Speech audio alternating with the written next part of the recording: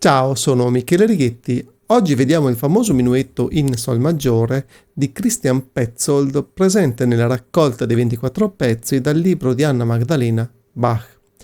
Di fatto, questo minuetto venne trascritto da Bach in questo quaderno di Anna Magdalena affinché Anna Magdalena, la seconda moglie di Bach, potesse esercitarsi. Non vi era nessuna intenzione da parte di Bach nel plagiare un altro compositore, semplicemente era un libro di esercizi, dove appunto abbiamo trovato questo brano ed altri brani non di Bach, alcuni di Bach.